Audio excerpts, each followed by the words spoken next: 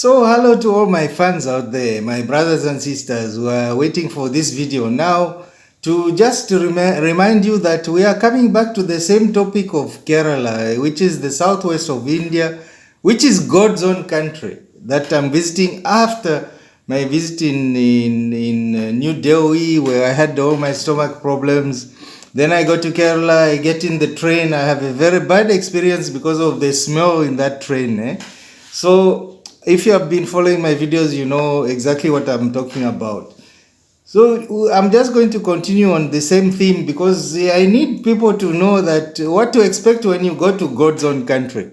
It's certainly not God's own people because the people out there are very strange, believe me, very strange. And if you are a foreigner, if you are coming from somewhere that even from another state in India, they treat you very badly, very, very differently. So just be prepared for that, but that's okay. It's God's own country, so I think God is going to forgive these chaps, whatever they do, or at least that's what they believe. So now I talked about the train, the garbage being thrown all over the place, how dirty it is, how smelly it was in the train, and all that. So the thing was that I said I will never ever travel by train again. I've just come to the conclusion that the best way, if you have got money, really the best way to travel in God's own country, that is Kerala, is just get an armored tank, something that we use in the war. Just buy, if you have money, just take a tank with you on your flight. In the cargo section, they can take your armored tank and make sure that people stay away from you. You just from the airport get that tank out and then start driving it yourself, or just get somebody to drive it for you, but stay in your armored tank and don't mix with the people. That's the best thing for you.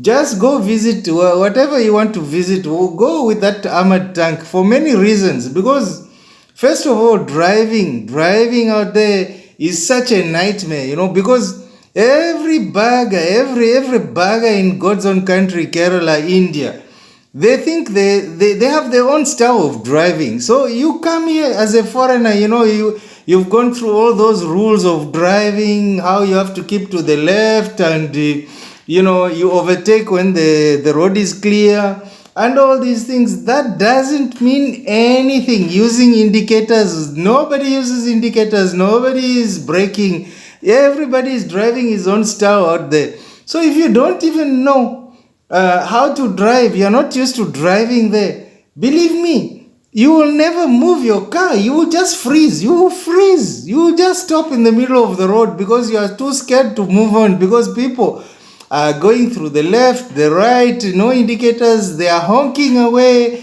as if, the style of driving in Kerala is never to use your brakes. Don't use your indicators, don't use your brakes. Just press on that horn, beep, beep, beep, beep, beep, beep. That's all you hear. That's all you hear on the road. Why I told you about the armored tank is because of the size of the tank. The people will just keep at least a slight distance, because they have not seen an armored tank on those Kerala roads. So they will just keep a distance. And don't worry about those potholes, because the potholes in the roads in Kerala, believe me guys, you've not seen roads like that anywhere in the world. If you've got a small car, that car can disappear in one of those potholes. That's how big those potholes are. That's why people now, more and more people are buying bigger cars, because you don't want to disappear in those potholes. So if you've got a tank, you just go with your tank. It goes down in the hole, but it can come out again. If you have a small car, it's never going to come out. It will stay stuck there. So you have to understand this. We feel we're going to another world when you go to God's own country. Jeez, guys, the stress that you have just driving there. Just take your armored tank. Believe me, buy from Africa, somewhere in a war zone, or Libya, or someplace in Libya, for example. They have a lot of broken down tanks in Libya, and which they don't have money to repair. Just you get it at a small price. You pay $200, you can get a tank from Libya and an AK-47. So Just to take that tank to Kerala when you go, you want to visit. Believe me, you'll be safer that way. Just trust me, you'll be safer that way because these guys, the way they drive, nobody can drive like that. And I'm betting any European, anybody from any other part of the world other than India, just go there and try to drive. I'm betting you, you won't even succeed driving. And on top of the all this, you have these corrupt police who never enforce any laws. They are there on the road only to make money. So if you break one of the laws, they are there to stop you and to get money. So the usual thing they tell you, sir, you have broken the rules. You are either going too fast or you are doing something else. And we you know how we deal with this because we respect you because you are a foreigner. So they will tell you either you pay the state so much like whatever in rupees 500 or 1000 rupees or 2000 rupees, but if we don't make a ticket for you, official ticket, just give us 2 or 300, you know, it's enough for our lunch. So this is how they operate, and all these people know there, they know that they don't care about the rules because they know if they get stopped by the police, it's because the poor beggar is so badly paid that he needs some of this bakshish, as we call it, just to make his ends meet. So we understand, we sympathize with them. I'm not blaming the cops.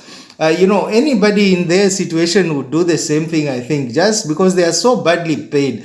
And imagine being a traffic cop in all that pollution. If you want to change the way you look, just go to Kerala, my friends, God's own country.